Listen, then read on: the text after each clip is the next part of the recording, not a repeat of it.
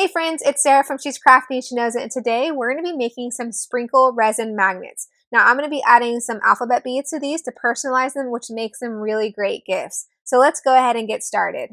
Okay, so I have the epoxy resin right here that we're going to be using. It's part A and B, and so you just do equal parts of both part A and B, and then you stir it together for 5 minutes. And you want to stir slowly by starting in the middle of the cup and then slowly widening the area that you're stirring. It is really important to stir slow and for 5 minutes. I know it feels like a long time, but it's important to get things really stirred and mixed well together. Now I'm going to be pouring it into these 2 cups. So part A in 1 cup, part B in another, equal amounts. I'm just going to be eyeballing it. And then I'm going to pour them together into 1 cup and mix it up. Now, of course, whenever you're working with resin, it's really important to work in a well-ventilated area. Wear a face respirator, gloves, and eye protection. And of course, I always cover my work surface as well to protect it from any drops of resin. Like always, I'll link all the supplies I'm using, including the resin and my favorite face respirator, in the description below this video. Now, once you're done stirring the resin for 5 minutes, we're going to pour the resin into the mold. I'm going to pour a fairly thin layer of resin, just enough to kind of hold the sprinkles and the alphabet beads. Once I pour this, I'm going to use my heat gun to pop any big bubbles that I see in the resin, and then we're going to let it sit for about 15 to 20 minutes. It's not much time, it's enough time to let it firm up just a tiny bit so that the sprinkles and the beads aren't kind of freely moving around as much as they could be. Okay, it's been about 20 minutes, so I'm going to go ahead and add the sprinkles now. I'm going to kind of use a toothpick to spread the sprinkles out, that way they're not so clumped together. Okay, I think I'm going to go ahead and add a little bit more sprinkles to them so that they're really loaded with color. Okay, now I'm going to use my little tweezers to pick up these alphabet beads and place them on the sprinkles. And of course, you can add more sprinkles as you go if needed. You can also use a toothpick to kind of help move the alphabet letters around if they need to be nudged into a better position.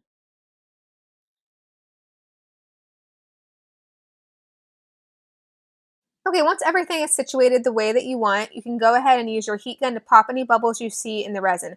I kind of just stick around for about 20 to 30 minutes as the resin is setting up to make sure that no new bubbles pop up. And that way, if they do pop up, I can go ahead and pop them with the heat gun as needed. But once it seems like it's setting up and things are looking good, we're going to leave this alone for several hours before adding a thin top coat of resin. Okay, so it's been about 5 or 6 hours since I added the sprinkles and the alphabet beads.